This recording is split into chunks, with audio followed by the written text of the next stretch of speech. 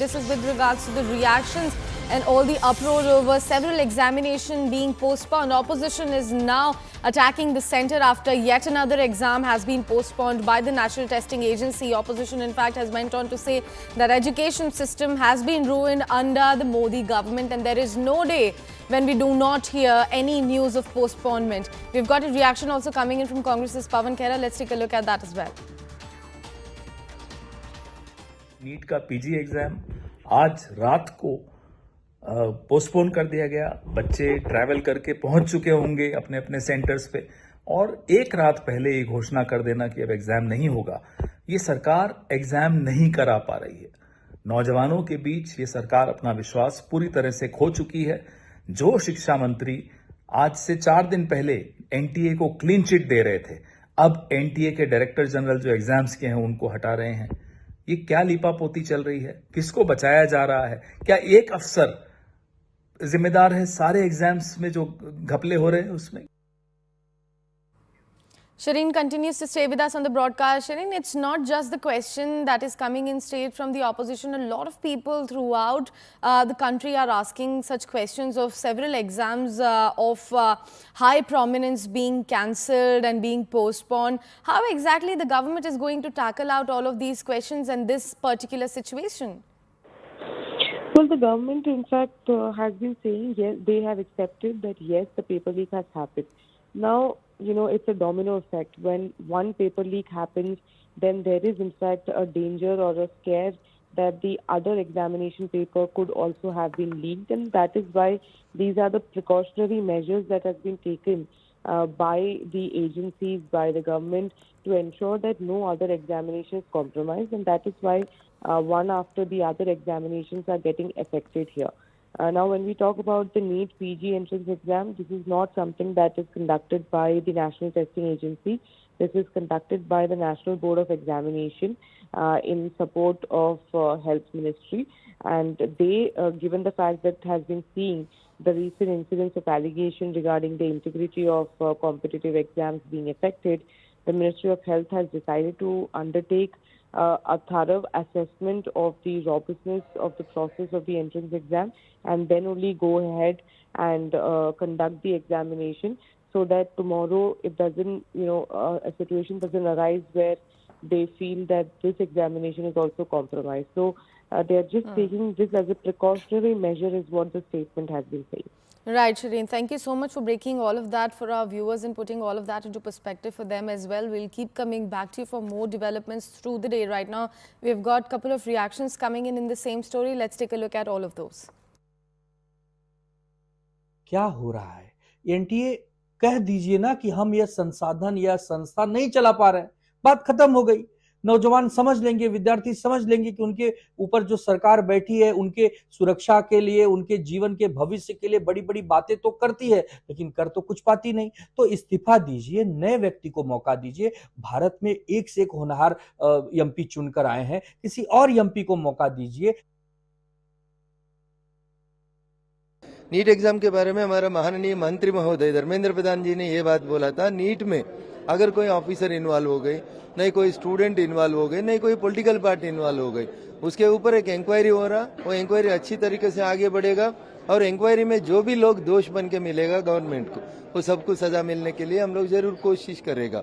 और एक बात जो है, बिहार में जो लोग पकड़ा हुआ उन लोगों को शेल्टर दिया, वो एरिया का, इसके पहले पूर्व उप मुख्यमंत्री जो तेजस्वी यादव था, वो उसका आदमी, जो लोग स्मॉल प्रैक्टिस में है, जो लोग डाक बंगला लेके जहां ये पेपर एग्जामिनेशन पेपर का कुछ गड़बड़ हो गई बोल के सुनने में आ रहा, ये पूरा तेजस्वी यादव का आदमी लोग करे।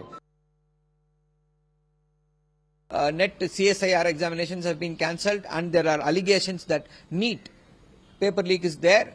For even to acknowledge it that there is a paper leak, it took 1 week for that minister. 34 lakh students have been affected because of this. And Mr. Annamalai, what is the answer for this? How many people have written NEET examinations? See, you protested, you protest. So you pointed out that this has happened. The DMK government has taken swift action. The chief minister has, on the assembly floor, said that he is willing. I am willing to discuss this issue. And a one-man commission has been appointed to find out how this had happened and how to prevent this. Modi ji paper leak के खिलाफ कितने भी कानून बनाए, कितने भी भाषण करे, परिभाषा दिखाए, पर जहां पेपर लीक होता है वहां बीजेपी का कॉलेज आता है, एबीवीपी के कार्यकर्ता आते हैं, एबीवीपी के से निकले हुए प्रोफेसर और कुलपति सामने आते हैं।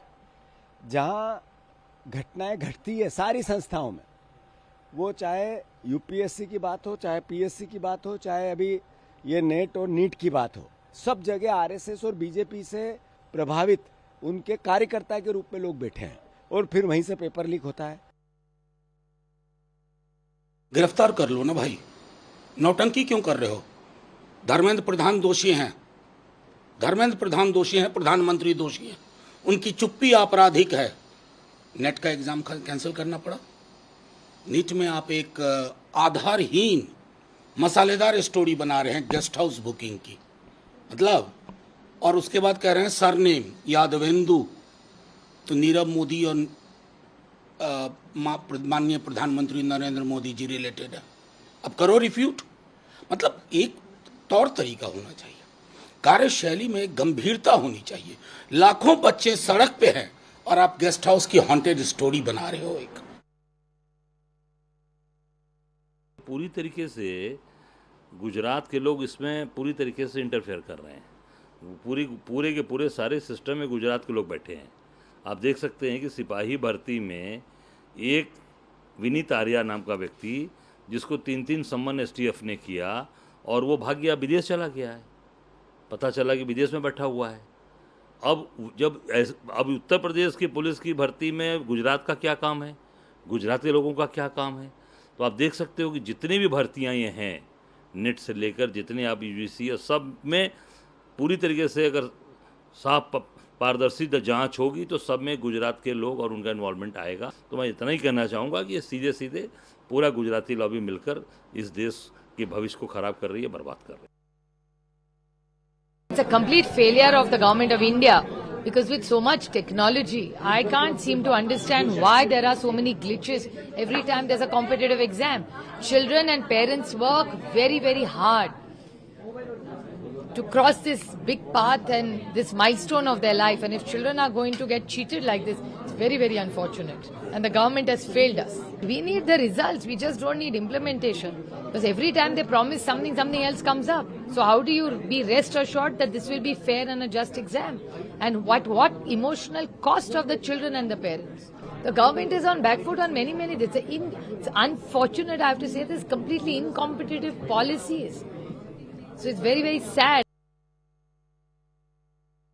भारतीय जनता पार्टी की सरकार और भजनलाल जी की सरकार जब राजस्थान में आई है, उसके बाद में हर चीज़ पे एक्शन लिया जा रहा है। ऐसी जो भी गड़बड़ी होती है निश्चित रूप से उसका तुरंत उस पर एक्शन लेके, और आपके सामने ही जो लोग थे उनको जेल में डालने का काम किया। निश्चित रूप से जो भी काम हो रहा है उससे तुरंत एक्शन ले रहे हैं हमारे माननीय मुख्यमंत्री जी।